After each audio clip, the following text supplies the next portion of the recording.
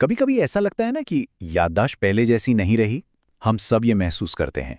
Joshua foyer की किताब Einstein के साथ मून वॉकिंग इसी सवाल की गहराई में उतरती है। और ये सिर्फ चीज़ों को याद रखने के बारे में नहीं है, ये इस बारे में है कि हमारा दिमाग असल में काम कैसे करता है। अरे यार, चाबियां कहाँ रख दी? ओह, उस इंसान का नाम क्या था? अगर ये सवाल अक्सर परेशान करते हैं तो कोई अकेला नहीं है। सच तो यह है कि हमारी डिजिटल दुनिया ने हमें जानकारी का भंडार तो दिया है, लेकिन शायद इसकी कीमत हमारी याद रखने की क्षमता चुका रही है। चलिए जानते हैं कि ऐसा क्यों हो रहा है। देखिए, हमारा दिमाग हजारों सालों से कहानियों, तस्वीरों और जगहों को याद रखने के लिए ही बना है। ये एक कमाल का विजुअल प्रोसेसर है। लेकिन आज क्या हो रहा है? हमने अपनी याददाश्त का सारा काम अपने फोन को दे दिया है।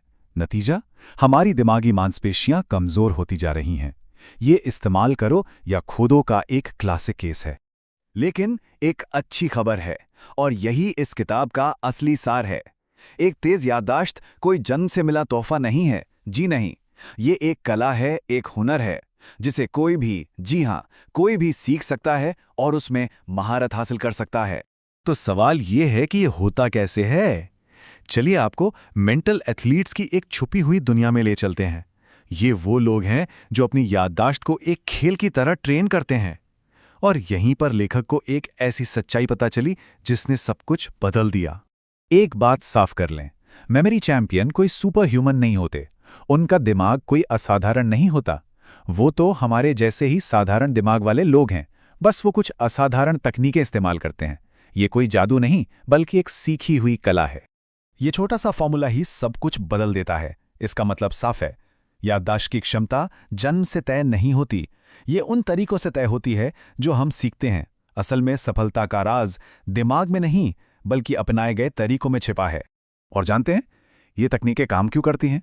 क्योंकि ये हमारे दिमाग की बनावट का पूरा फायदा उठाती हैं। सोचिए जरा, हमारे पूर्वजों को ये याद रखना पड़ता था कि कौन से फल जहरीले हैं या शेर कहाँ छिपा हो सकता है। उन्हें भावनाओं और जगहों से जुड़ी बातें याद रखनी होती थीं, ना कि फोन नंबर या पासवर्ड्स। तो अब बात करते हैं उस सबसे शक्तिशाली तकनीक की जिसे कहते हैं मेमोरी पैलेस। ये कोई नई खोज नहीं है, बल्कि प्राचीन ग्रीस और रोम के लोग इसका इस्तेमाल बिना किसी कागज के घंटों तक भाषण देने के लिए करते थे।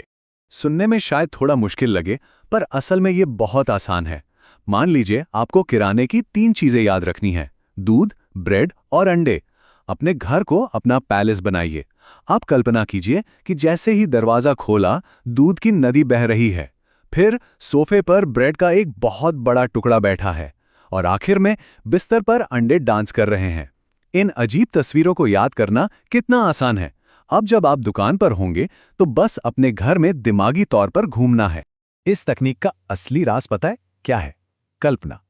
एक साधारण सी तस्वीर दिमाग से फिसल जाती है, लेकिन एक अजीब, मजेदार या एकदम चौंकाने वाली तस्वीर हमेशा के लिए छप जाती है।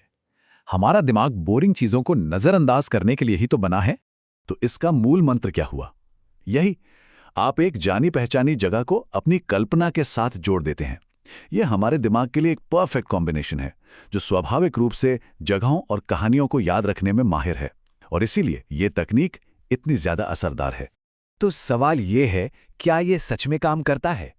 खुद लेखक जोशुआ फोयर ने अपने आप को ही एक गिनी पिग बना लिया, और सिर्फ 1 साल के अंदर वो एक साधारण पत्रकार से सीधे यूएस मेमोरी चैंपियन बन गए।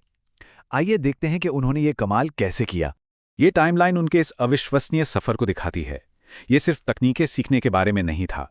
1 साल के लगातार अभ्यास ने सचमुच उनके दिमाग की बनावट को बदल दिया। उनके न्यूरॉन्स ने नई कनेक्शंस बनाए, जिससे जानकारी को प्रोसेस करने का उनका पूरा तरीका ही बदल गया। ये दिमागी कसरत का सीधा नतीजा था। और यही उनकी जीत का सबसे बड़ा सबक है कि सही तकनीक और लगातार किया गया अभ्यास जन्मजात प्रतिभा को भी मात दे सकता है। ये दिखाता है कि हम में से कोई भी अपनी मानसिक क्षमताओं को एक असाधारण स्तर तक बढ़ा सकता है। लेकिन क्या ये सब बस एक पार्टी ट्रिक है या एग्जाम पास करने का कोई तरीका? जी नहीं, बिल्कुल नहीं। याद रखने की इस कला का एक कहीं ज्यादा गहरा मकसद है। आज की इस भागदौड़ भरी दुनिया में हमारा ध्यान हर जगह बटा हुआ है। मेमोरी ट्रेनिंग इसका एक बहुत अच्छा इलाज है। जब आप जानबूझकर किसी चीज को याद करने की कोशिश करते हैं, तो आप अपने दिमाग को मजबूर करते हैं कि वो वर्तमान पल पर ध्यान दे। एक बेहतर याददाश्त असल में एक ज्यादा फोकस जीवन का साइड इफेक्ट है। तो चलिए फटाफट देख लेते हैं कि हमने क्या सीखा। पहली बात, याददाश्त एक मांसपेशी है, जन्मजात तोहफा नहीं। दूसरी, इसे ट्रेन करने के लिए रटना नहीं बल्कि रचनात्मक कल्पना की जरूरत है। और सबसे बड़ी बात, ये एक क्षमता हम सभी के अंदर है, बस उसे जगाने की जरूरत है। और आखिर में शायद यही सबसे जरूरी बात है, अपनी याददाश्त को बेहतर बनाना सिर्फ तथ्य जमा करना नहीं है, ये उन अनुभवों को सहेजना है जो हमारे जीवन को मायने देते हैं। क्योंकि दिन के अंत में हम वही होते हैं जो हमें याद रहता है। हमारी यादें ही तो हमारी कहानी है।